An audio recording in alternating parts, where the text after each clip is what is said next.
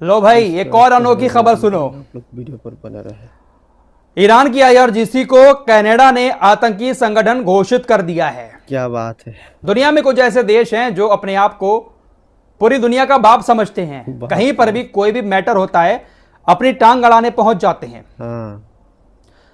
जब सामने वाले दुश्मन पर इनकी ताकत नहीं चल पाती है, सामने वाला दुश्मन इनसे ज्यादा ताकतवर इन देशों को जब दिखना शुरू हो जाता है तो ये उसको आतंकी कहना शुरू कर देते हैं। आतंकी कहना शुरू कर दिया।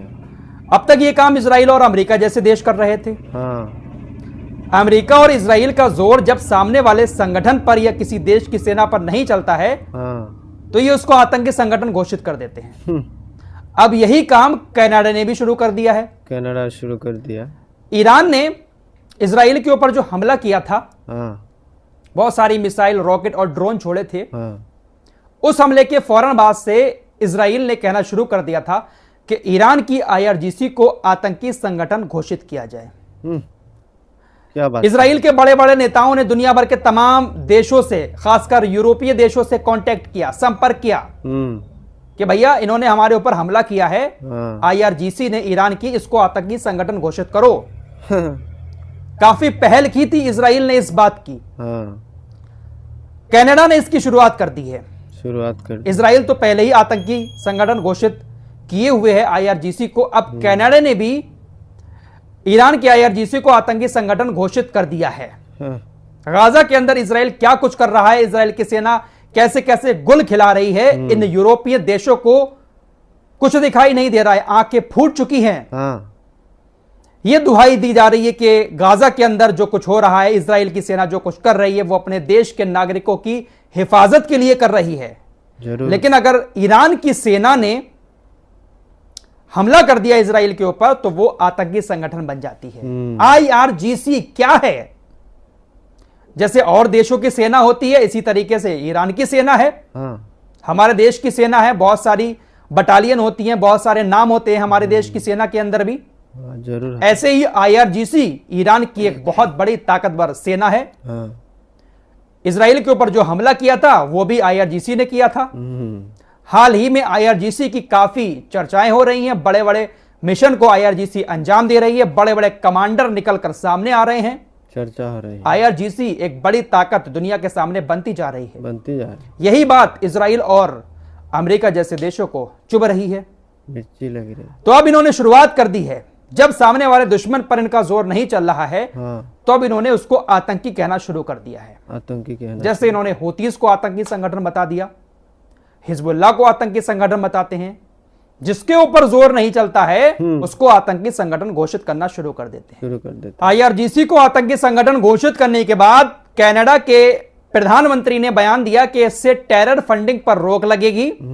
साथ ही साथ उन्होंने अपने सभी देश के नागरिकों से कहा है कि जो लोग भी ईरान के अंदर हैं वो तुरंत ईरान छोड़कर कनाडा वापस आएं। कनाडा के प्रधानमंत्री जस्टिन ट्रूडो ने कहा कि ऐसा करने से आतंकवादियों को एक संदेश जाएगा, टेरर फंडिंग पर रोक लगेगी और आतंकवादियों पर थोड़ी सी नकेल कसी जाएगी। इसलिए हमने ईरान की IRGC को आतंकी ग्रुप की लिस्ट में डाल दिया है। कनाडा के सार्वजनिक सुरक्षा मंत्री डोमिनिक लेमोलोंक ने कहा कि IRGC की आतंकवादी गतिविधियों से निपटने के लिए कनाडा हर संभव कोशिश करेगा।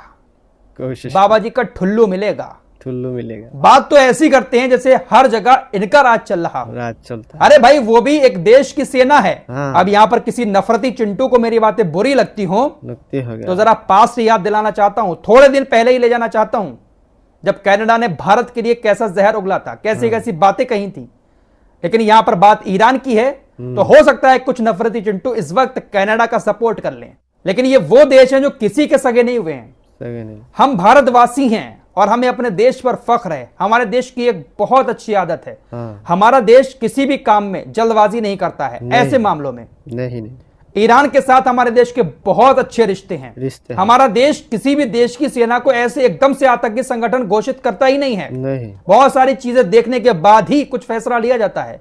खैर ये चीज तो हमारे देश की बहुत अच्छी है, लेकिन ये जो यूरोपीय देश हैं ये अपने आप को न जाने क्या ही समझते हैं। IRGC को ईरान की सबसे खतरनाक आर्मी माना जाता है, सेना है वो ईरान की, लेकिन उसको आतंकी संगठन घोषित करना शुरू कर दिया है इजराइल के पिट्ठुओं ने। दुनिया भर में ये जो आतंकी संगठन कहा जाता है ना, तो ये आतंकी संगठन बनाए किसने हैं? बनाए भी तो इन्हीं सब देशों ने हैं जिसके ऊपर इनका बस नहीं चलता है, उसको आतंकी संगठन बना डालते हैं। इजराइल और अमेरिका जैसे देशों की नजर में जो आतंकी संगठन है वो अमेरिका और इजराइल के ऊपर हमले करते हैं, लेकिन आईएसआईएस एक आतंकी संगठन जो है उसने कभी भी इजराइल के ऊपर किसी तरह का कोई हमला नहीं किया है। बड़े ताज्जुब की बात है, ये आतंकी संगठन है, हर जगह हमले करता है, खासकर मुस्लिम देशों में। आईएसआईएस जिसको इस्लामिक स्टेट कहा जाता है कि ये मुस्लिमों का संगठन है, आतंकी संगठन, मुस्लिम देशों में ही हमले करता है, लेकिन यहूदियों के साथ कभी उसने पंगा नहीं लिया है। नहीं। तो इससे जाहिर होता है कि ये संगठन किसका बनाया हुआ है। फिलहाल और खबरों की तरफ चलते हैं। हमास के नेता याह्या सिनवार को लेकर अमेरिका के उप विदेश मंत्री ने कहा है कि याह्या सिनवार एक मनोरोगी है जो 10 मंजिल भूमिगत है और सोचता है कि वो इतिहास में अमर हो गया। वो और अधिक इजरायलियों को मारना चाहता है। याह्या सिनवार को भी अभी तक ना तो मोसाद पकड़ पाया है और ना ही अमेरिका की CIA और ना ही यूरोप के बड़े बड़े खुफिया तंत्र। आज ये खबर आई कि हुतीज ने लाल सागर में अमेरिका के एक जहाज को नष्ट कर दिया। तो हुतीज लगातार जहाजों को निशाना बनाए जा रहे हैं, इसीलिए अमेरिका ने इनको भी आतंकी संगठन घोषित कर रखा है। इनके खिलाफ कोई काम कर रहा है तो वो आतंकी है। लेकिन इजराइल की वजह से इस वक्त गाजा के अंदर तकरीबन 1600 से ज्यादा मरीज किडनी के ऐसे हैं जो धीरे धीरे मौत के मुंह में समाते जा रहे हैं।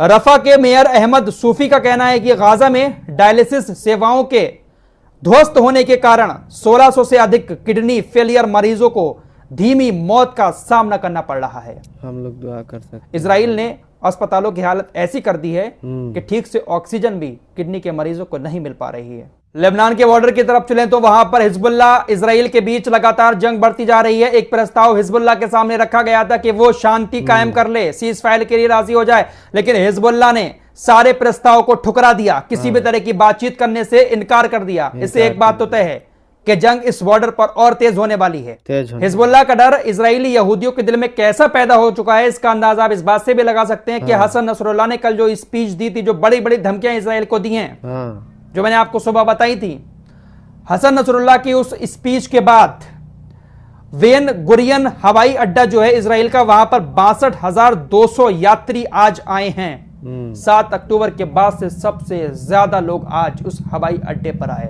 जो दूसरे देशों को गए हैं। डर लग रहा है इन लोगों को भी कि जिस तरह से हसन नसरुल्लाह धमकी दे रहे हैं, कुछ बड़ा हमला इधर हो सकता है। इसलिए इजराइलियों ने और जो लोग वहां पर काम कर रहे हैं उन लोगों ने देश छोड़ना शुरू कर दिया है। चलते चलते एक खबर आप लोगों को सऊदी अरब की भी दे देना चाहता हूं। अपडेट आपको मैं देता रहूंगा। हाजियों की जो मौत की संख्या थी वो तकरीबन 1000 तक पहुंच चुकी है। 1000 तक पहुंच गया। अभी तक का जो अपडेट है मेरे पास, उसके मुताबिक हमारे देश भारत के भी 90 लोग तकरीबन मारे जा चुके हैं। हो सकता है आंकड़ा और बढ़ जाए, क्योंकि बताया जा रहा है कि काफी सारे लोग ऐसे भी जिनकी तबीयत खराब हुई और वो हॉस्पिटल में एडमिट हैं। फिलहाल और अपडेट आएगा तो मैं आपको जरूर बताऊंगा। दोस्तों, हमारी रिपोर्ट को पसंद आया तो फॉलो सब्सक्राइब जरूर कीजिए और साथ ही साथ शेयर भी कीजिए। मिलते हैं अगले वीडियो में, तब तक के लिए अपना ख्याल रखें। धन्यवाद।